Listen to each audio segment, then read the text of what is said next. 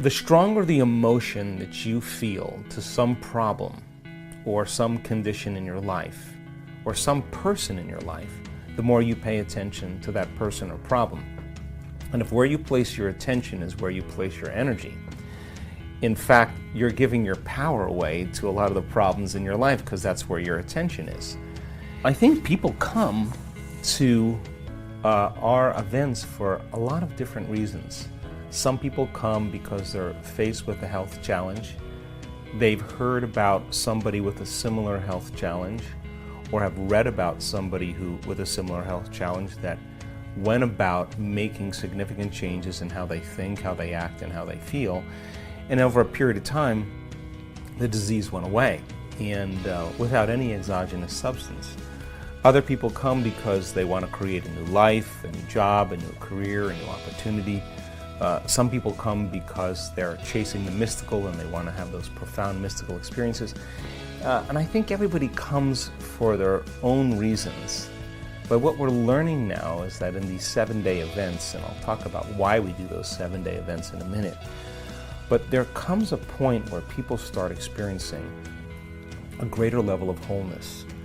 And when you start seeing that kind of coherence that goes on in the brain and coherence that goes on in the heart, and we measure this, when you feel so whole and so complete that you're happy with yourself, and you probably will want less.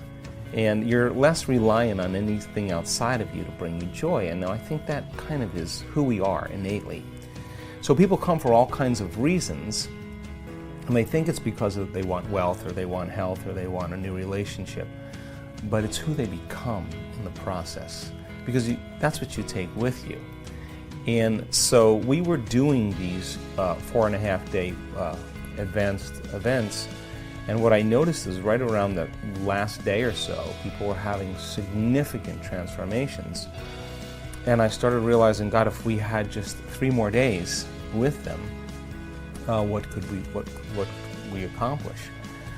So we started doing these 7-day events, and the events are an opportunity for people to retreat from their lives, to remove the constant stimulation in their external environment that reminds them of who they think they are as a personality. To separate themselves from the people they know and the places they go and the things that they do at the exact same time every day in that routine program. Long enough for me to remind them of what they already know, that they are the creator of their life. And so if you can combine a little neuroscience with a little quantum physics, with a little neuroendocrinology, with a little psychoneuroimmunology, a little bit of epigenetics, all of those new sciences really point the finger to what's possible. So people that come to the week-longs are people that are experienced in doing this work. We want them to be practicing at home because I'm going to stretch them outside of their comfort zone. And the first day is always the big day, because when you come, people have to get beyond themselves. And after looking at 8,500 brain scans, I now know without a doubt that you and I are at our absolute best when we get beyond ourselves. And there's a formula in helping people to do that. Now, when you forget about yourself, you're moving into a very creative process. You're not thinking about what you look like, you're not thinking about what you eat, you're not thinking about your past or all your problems or your pain, you're not thinking about your name. In fact, you dissociate from everything that's known for you, and that's the creative process, stepping into the unknown. So the first day, I challenge people to get beyond themselves, and so they'll learn, I'll remind them of some of the basics, and then we're going into a meditative process for different parts of the day, and they're working on taking their attention off their body, off the people in their life. Now think about this. The stronger the emotion that you feel to some problem or some condition in your life or some person in your life, the more you pay attention to that person or problem. And if where you place your attention is where you place your energy, in fact, you're giving your power away to a lot of the problems in your life because that's where your attention is. If you're in a routine of waking up every morning and running through the same behaviors that you did the day before, if you wake up in the morning and you have to think about your problems to feel the emotions that are connected to those memories of those problems are old circuits in your brain, and every problem has an emotion associated with it. If thoughts are the language of the brain and feelings are the language of the body, and how you think and how you feel is your state of being, most people's entire state of being is in the past. So then once they're living in the familiar past, we can know by fact that they're going to be in a predictable future. So then how do you get a person then to lower the volume to those emotions so that they can begin to take their attention off the problems in their life, and it's their attention and anticipation of how they expect it to show up that keeps their observation from a quantum model, the reality being the same. The best way to say it is that it's not your personality that's creating your personal reality, it's your personal reality that's creating your personality. You're at effect of your environment, and your environment is actually controlling your thoughts and feelings. So if you said to me, well, I'm angry today because of this person, I'm upset because of this problem, then what you're really saying, just from an objective standpoint, that person or that problem is actually controlling how I think and feel. Which means if I'm reacting to the conditions in my environment, then for the most part I'm a victim to my environment. But turning the battleship around, turning that model around, because how you think and how you feel should begin to produce an effect in your life if you were able to change it. So then people have to lay down the very thing that they've been using their entire life in the same way to get what they want for something greater to happen. So the first day is about overcoming ourselves. It's taking your attention off your environment, forgetting about your body and the emotions and pain and disease and whatever else, and get beyond that program of a predictable future and a familiar past, and get beyond the concept of linear time and fall into the present moment. And that formula then has a biological effect in the brain and body that we can actually anticipate, expect, predict when we see a person starting to overcome themselves. And after looking at enough brain scans, I saw then that people were able to get beyond themselves to move into that creative state. So, well, think about it. Have you ever sat at your computer writing an article or reviewing something or studying, and you look up and it's 2.5 hours later and you have no idea where time went? You lost track of the space you were in and the predictable time of the next moment. And when you lose track of space and time, if where you place your attention is where you place your energy, and you have no attention in this three-dimensional reality, then all of your attention is in a realm of thought, and we would call that quantum. So now, you can't enter the quantum field as a somebody. You have to enter as a nobody. So when you begin to get beyond yourself, what is your environment made of? People, objects, things, places, well, your body in space and time. So when you take your attention off all of those elements, you're disinvesting your attention and energy out of this three-dimensional reality, and you're placing your attention and energy in that field of possibilities. Now, what's the relevance of that? Well, think about it. Most people are their bodies trying to heal their bodies. Most people are their personality trying to change some aspect of their personality. They're trying to create some new future event, but they're wrapped up in the routine and program of how they live their life in the same ways. But the truth is that we're all stuck in these programs, and they've lost their free will to a program because they run the same routine every single day. So without knowing it. Without knowing it. So then you need a crisis or a disease or a loss or a betrayal or a shock or something. You finally wake up, right? So our community of people, when they understand that they have to get beyond themselves, because when they do, now they're ready to create. They're not thinking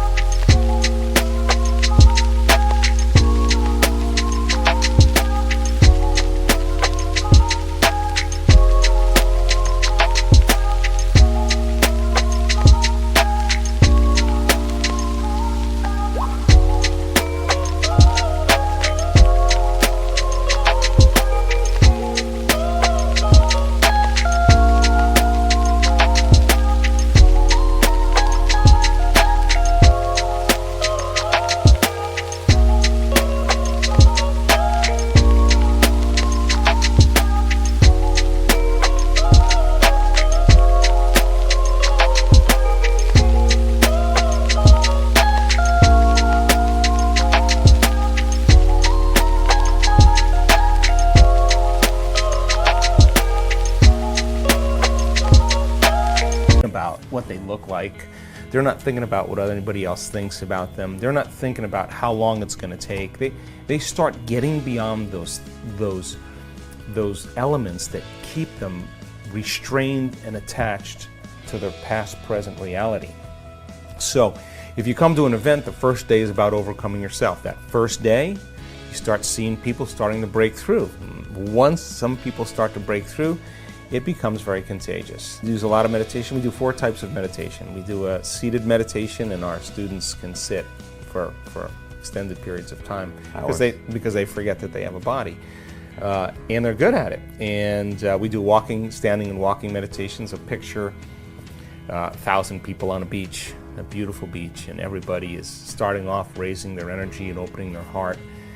And then they begin to embody who they want to become. They start to walk as that person, breathe as that person, they start to take it on, and they start embodying that energy.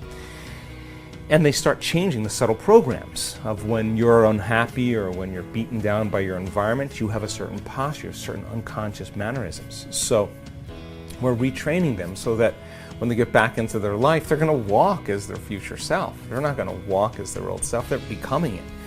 And that becomes the new habit. And then we do a laying down meditation, and that's important because in those laying down meditations, we are after the mystical. So we want to catch them in that realm between half awake and half asleep, where that door, the portal of dreams opens up, where you have a lucid experience. And again, we now have demystified that process, and we can induce that state. So in a week-long event... What's the 4th? Oh, the 4th is a lying down meditation. So standing, sitting, walking, and laying down.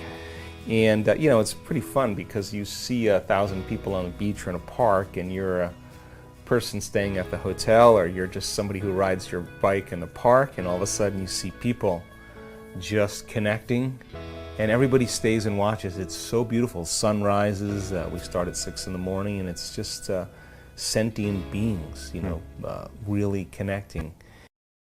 I really hope you loved this video and it was helpful, so please help me make it more popular by giving your thumbs up, commenting it and sharing on the social networks with your friends. And now it's time for our daily Complete the Quote challenge. If you are new to this, your job is to complete the inspiring quote we choose for you and write the correct answer in the comments below the video. If you can give us the right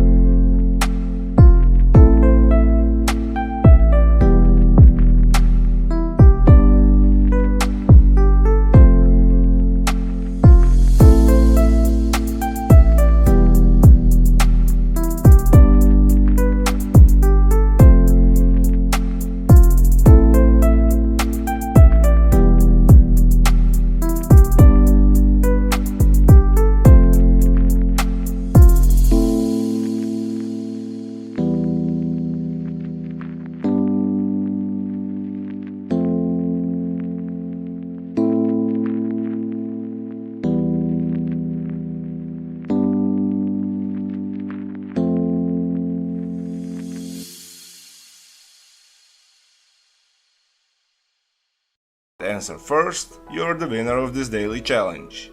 In the previous video we had a quote that belongs to Dr. Joe Dispenza. We were looking for two words. The quote goes like this: every time we have a thought, we make, and the correct answer was a chemical. So every time we have a thought, we make a chemical.